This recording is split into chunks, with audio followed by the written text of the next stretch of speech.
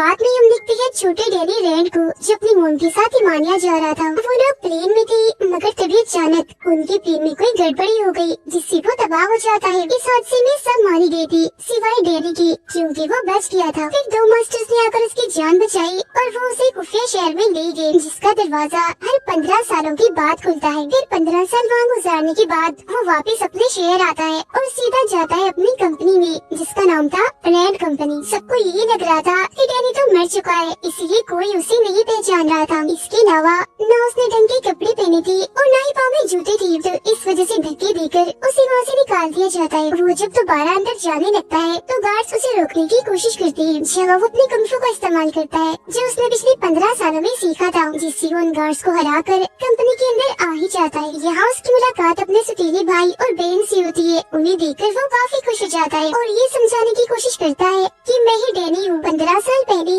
जहाज तबाह वाला जो हादसा हुआ था उसमें मैं बच गया था, मगर वो लोग उसकी बात का यकीन नहीं करते और गार्ड्स को बुलवा कर उसे बाहर फेंकवा देती है, जहाँ डैनी बेघर लोगों के साथ पार्क में रहता है। हालांकि वो परेशान था, मगर फिर भी वो उदास नहीं होता, बल्कि अपने मोबाइल में गाने सुन रहा होता है। फिर अगले दिन वो अपने कुंफू की प्रैक्टिस कर रहा था, मगर तभी एक लड़की उसे भिखारी समझकर भीख दे देती है। मगर जब डैनी उसे देखता है तो वो उसे काफी पसंद आती है, इसीलिए वो उससे बात करना चाहता है। उस लड़की का नाम कॉलिन था, जो एक चाइनीज लड़की थी और मार्शल आर्ट क्लास के पर्चे हर जगह पर लगा रही थी। डैनी फिर उससे बात करता है और जॉब मांगते हुए कहता है कि मैं मार्शल आर्ट और कुंफू में काफी माहिर हूँ, तो मुझे रख लो, मैं काफी अच्छे से सबको सिखाऊंगा और ट्रेन करूंगा, जिससे तुम्हारा बिजनेस भी डबल हो जाएगा। जिस पर वो मना कर देती है, कहती है ये मेरा बिजनेस है न कि तुम्हारा, तो तुम इस बारे में मत सोचो। इसके बाद उसका सतीला भाई एक खुफिया जगह पर जाता है जहाँ उसकी डैड होती है, और ये बात काफी अजीब थी क्योंकि उसकी डैड तो कुछ सालों पहले कैंसर की वजह से मर गई थी। मगर सच तो ये है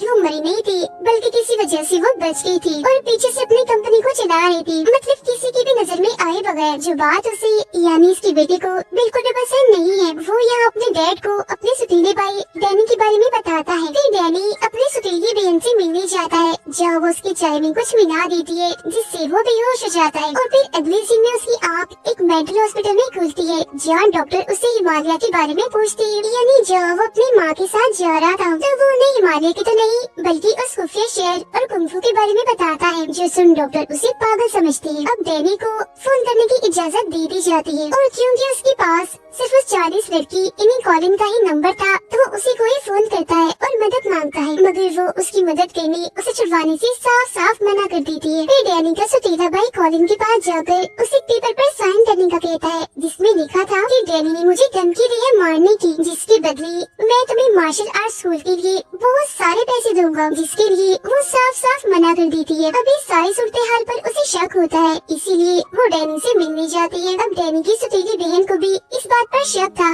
कि ये असल डैनी है, इसीलिए वो उसे बहुत सारे बंडिस बेचती है जो बचपन में हम खाया करते थे। डैनी उन बंडिस में से ब्राउन रंग के सारे बंडिस निकाल देता है, जो उसके बचपन की आदत थी, जो देखकर उसकी बहन को पता चल जाता है कि ये असली डैनी रैंड है। उधर डॉक्टर्स को भी लग रहा था कि ये असल डैनी है, मगर वो तो अभी भी बार बार उन मास्टर्स और खुफिया शहर की बातें कह रहा था, तो डॉक्टर्स को मशकूक लगता है, इसीलिए वो उसे यहाँ से जाने नहीं देती। ये सारी चीजें डैनी के सुतीले डैड भी कैमरास के जरिए देख रहे थे। उसे डैनी अपनी कंपनी के लिए खतरा लग रहा था, तो वो उसे उठवाने के लिए अपने कुछ गुंडे भेजते हैं, मगर वो उनसे काफी लड़ता है और अपने कुंफू स्टाइल में उन्हें काफी मारकर हरा देता है, जिसके बाद वो अपनी आयरन फिस्ट वाले स्टाइल से मुक्का मारकर हॉस्पिटल का दरवाजा तोड़ देता है और वहाँ से भाग जाता है। जिसके बाद वो सीधा जाता है कॉलिन के स्कूल, उसे भी वो कराटे में हरा देता है, वो भी बड़ी आसानी से। इस बात से कॉलिन काफी खुश हो जाती है और उसे कुछ कपड़े और यहाँ रहने की इजाजत दे देती है। जिसके बाद वो अपनी सुतीली बहन से मिलने जाता है, जहाँ वो उसे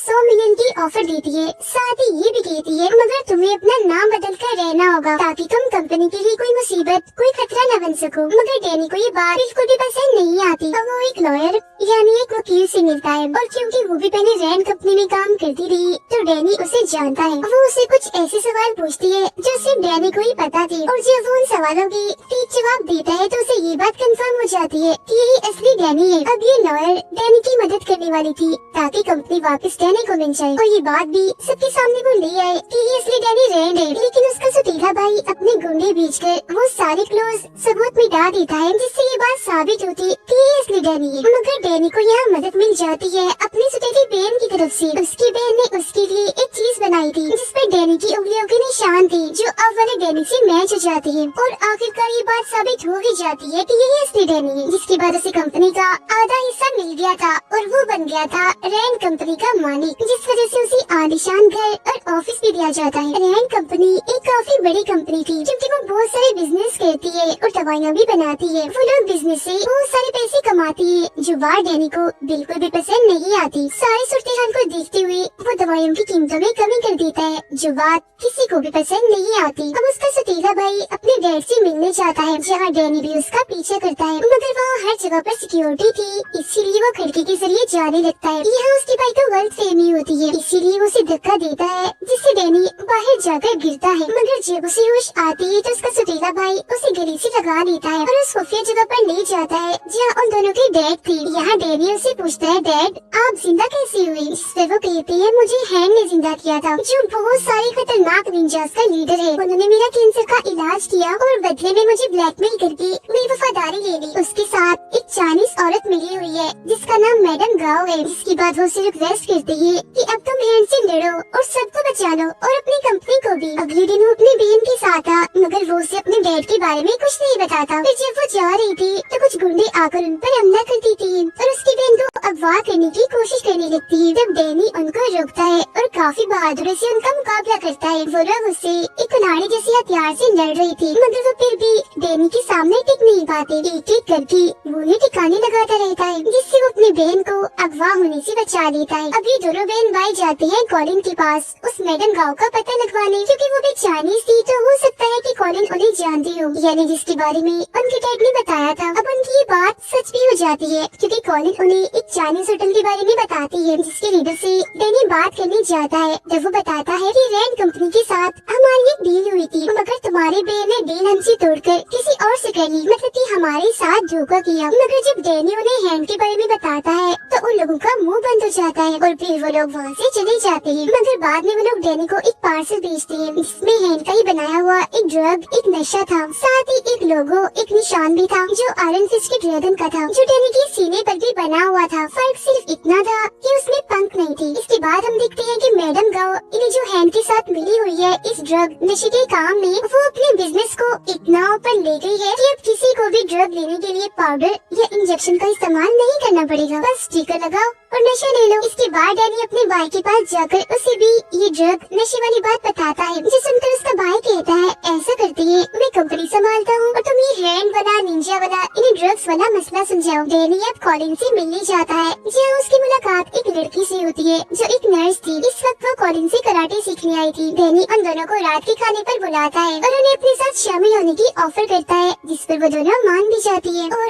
अब ये लोग मिलकर उस ड्रग की तलाश में निकल जाते हैं। वो लोग ड्रग्स हर जगह ढूंढते हैं जो उन्हें नहीं मिलते, मगर एक खुफिया जगह पर डैनी को एक केमिस्ट मिल जाता है और ये वही है जो ड्रग्स वाले स्टिकर बनाता है। डैनी उसकी गार्ड से लड़ता है, जिस दौरान गलती से चाकू उस केमिस्ट को ही लग जाता है, जिसके बाद ये उस केमिस्ट को कॉलिन के स्कूल लाते हैं और क्योंकि उनके साथ वो नर्स थी तो वो उसकी मरहम पट्टी करके उसे बचाने की कोशिश करती है। केमिस्ट बताता है कि मैं ये ड्रग वाले स्टिकर इसलिए बनाता हूँ क्योंकि मैडम गाँव के पास मेरी बेटी है जिसे उन्होंने हॉस्टेज यानी बंदी बनाया हुआ है। डैनी मैडम गाँव से मिलने जाता है। इन्हें वही चाइनीज औरत, ये दोनों पानी में हाथ डालकर वादा करती है कि हम दोनों लड़ाई करेंगे और जो भी हार गया वो चुपचाप हार मानकर ये शहर छोड़कर चला जाएगा। अब कुंफू की दुनिया में पानी में हाथ डालने वाला ये पक्का वादा होता है, जिसे कोई भी नहीं तोड़ सकता। लड़ाई के पहले मैच में दो निंजास डैनी से लड़ने आते हैं। डैनी बड़ी तेज स्पीड से उनसे लड़ता है और अपने कुंफू का इस्तेमाल करके उन्हें हरा देता है। दूसरा मैच होता है एक लड़की के साथ जो उसे अपने जाल में फंसा कर जहर देने की कोशिश करती है, मगर डैनी उसकी चाल समझ गया था, इसीलिए टांग मार कर वो उसे भी ढेर कर देता है, मतलब हरा देता है। अब तीसरा मैच एक रॉड वाले आदमी के साथ होता है जो काफी बहादुर था। वो रॉड की मदद से जैसे उस पर हमला करता है तो डैनी अपनी आयरन फिस्ट वाले स्टाइल में मुक्का मार कर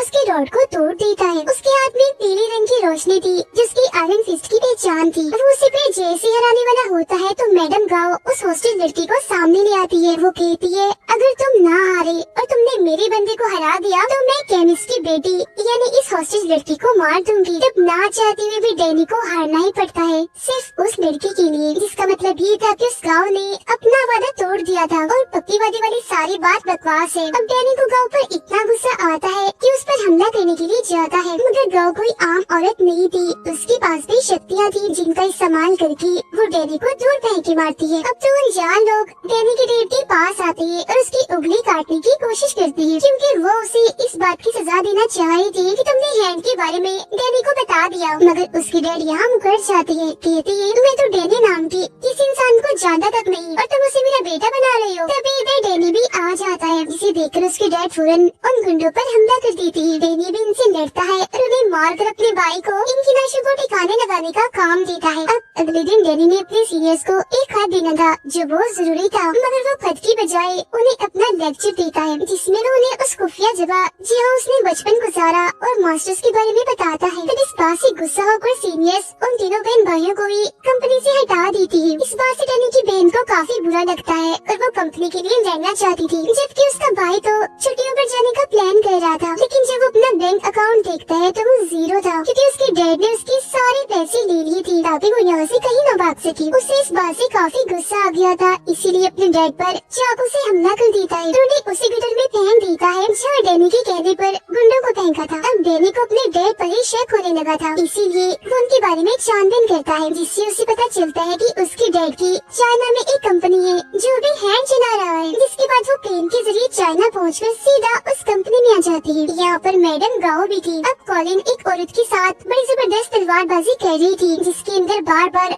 कॉलिन उसे हरा रही थी। डैनी भी एक आदमी से लड़ता है और उसे काफी मारता है, फिर वो उन्हीं की तलवारों को उनमें ही घुसाकर मार देता है। उन सबकी लाशों को देखकर डैनी समझ जाता है कि मेरी मॉम की मौत की जिम्मेदार गाओ ही है, इसीलिए पायलट को रोक दिया था, जिससे प्लेन उसे संभला नहीं और वो तबाह हो गया। ये जानकर तो डैनी को इतना गुस्सा आ गया था कि वो अपने आयरन फिस्ट वाली अंदाज में जोर से दरवाजे पर मुक्का मारता है। वो सीधा जाता है मैडम गाओ के पास और अभी उसे हॉस्टेज बना देता है, मतलब कि उसे पकड़ लेता है। अब 3 दिन के बाद गटर में हलचल होती है, जहाँ से जिंदा होकर डैनी और उसके सौतेले बहन भाई के डेड बाहर आते हैं, जो काफी अजीब लग रहा था कि पता नहीं जब से हैन ने उन्हें ठीक किया वो तो जैसे अमर बन गई, मर ही नहीं रही थी। वो बाहर आकर सीधा जाते हैं अपने बेटे यानी डैनी के भाई के पास और उसे कहते हैं मैंने तुम्हें माफ कर दिया, अब तुम भी मुझे माफ करके सुलह कर लो। मगर वो नहीं मानता, यानी वो अपने डैड से सुलह नहीं करता। तब उसे मजा चखाने के लिए उसके डैड उसकी गाड़ी में ड्रग्स रख देते हैं, जिससे पुलिस उसे पकड़ लेती है। वो ड्रग्स लेता रहता था तो मेडिकल रिपोर्ट से भी ये बात साबित हो ही जाती है कि ये ड्रग उसी का है।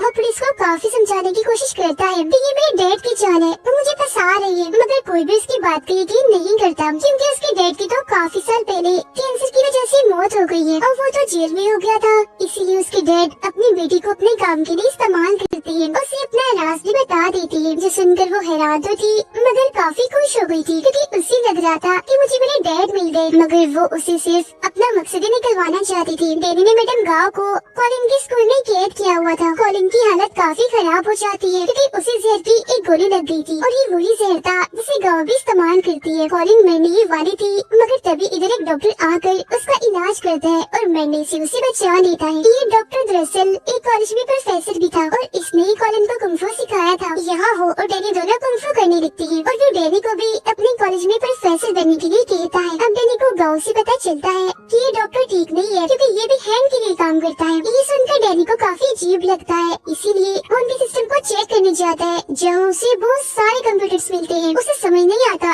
कि ये यहाँ क्यों है, मगर वो ये सोचकर उन्हें तोड़ने लगता है कि ये हैंड की है तो बुरे ही होंगे। मगर तभी इधर वही डॉक्टर आ जाता है, कहता है ओ पागल ये क्या किया, मेरी सारी फेवरेट मूवीज थी इसमें, इसे तुमने तोड़ दिया। जिसके बाद इन दोनों में लड़ाई होने लगती लगती है। इस लड़ाई के दौरान यहाँ एक लड़का आ जाता है जो दरअसल डैनी का ही साथी था, इसीलिए उसकी साइड से डरने लगता है। ये असल में डैनी के साथ उसी खुफिया जगह में रहा है। वो डॉक्टर की बहुत सारे गुंडों को मारते हैं, मगर जब यहाँ से निकलने की कोशिश करते हैं तो सारे दरवाजे बंद कर दिए गए थे, इसीलिए वो यही फंस जाते हैं। अब डॉक्टर अपने बहुत सारे कुंफू के माहिर लोगों को डैनी से लड़ने भेजता है। डैनी भी यहाँ अपनी आयरन फिस्ट को ऑन करने की कोशिश करता है, मगर अब की बार आयरन फिस्ट वाला रूप उसके अंदर नहीं आता। मगर फिलहाल उसे इसकी जरूरत थी भी नहीं, क्योंकि वो वैसे भी काफी बहादुर था और ऐसी मामूली कुंफू के माहिर उसका कुछ बिगाड़ नहीं सकती थी। कॉलिन डैनी की मदद करती है, सारे दरवाजे खोल देती है। जहाँ डैनी का साथी उसे कहता है वापस उस खुफिया शहर में आ जाओ जो मॉन्स्टर्स रहते हैं जिन्होंने बचपन में तुम्हारी जान बचाई, क्योंकि यही आयरन फिस्ट का काम होता है,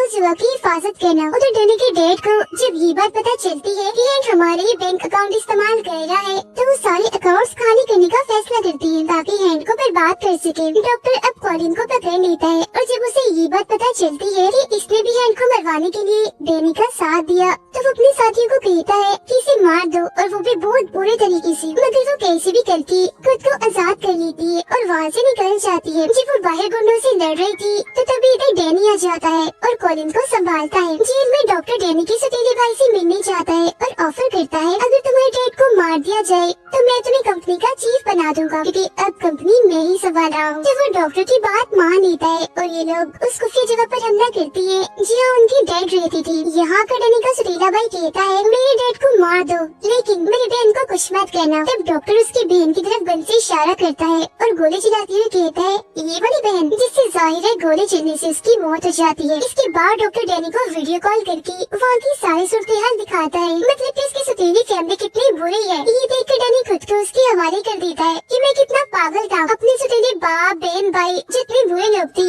उन्हें बचाने की कोशिश कर रहा था, उनका साथ दे रहा था। अब डॉक्टर डैनी को मारना नहीं, बस उसकी शक्तियाँ लेना चाहता था, इसीलिए वो उसे अपने साथ लेकर जा रहा होता है। मगर तभी इधर डैनी का साथी आकर उसकी जान बचा लेता है। वो सभी गुंडों से काफी लड़ता है। कॉलिन और डॉक्टर के बीच भी काफी लड़ाई होती है। हालांकि वो उसकी स्टूडेंट थी, मगर फिर भी वो जीत जाती है और डॉक्टर को हरा देती है। लेकिन वो डॉक्टर को जान से नहीं मार पाती, क्योंकि उसके अंदर भी सुपर हीरो जैसी ताकतें हैं। मगर तभी इधर डैनी का साथी आकर डॉक्टर के सीने में चाकू मार देता है और कहता है तुम इसकी स्टूडेंट हो इसीलिए नहीं मार रही, मगर मेरा इसी कोई वास्ता नहीं है। अब डैनी का वो साथी वापस उसे उसके साथ चलने का कहता है, मगर वो जाने से मना कर देता है। इसीलिए दोनों के बीच थोड़ी बहुत लड़ाई होती है, मगर फिर बाद में उनके बीच ये फैसला होता है कि हम यही इसी शहर में ही रहेंगे। मगर जैसे वो पीछे आते हैं तो देखती है कि डॉक्टर की लाश वहाँ नहीं है, वो गायब हो गई है। अगले सीन में कॉलिन और डैनी साथ नहीं थी, तभी उसके पास उसके सौतेले भाई का मैसेज आता है जो कहता है जल्दी करो यहाँ से निकलो। अब इससे पहले वो कुछ समझ पाता तभी कुछ कमांडो आकर इन पर हमला कर देती है,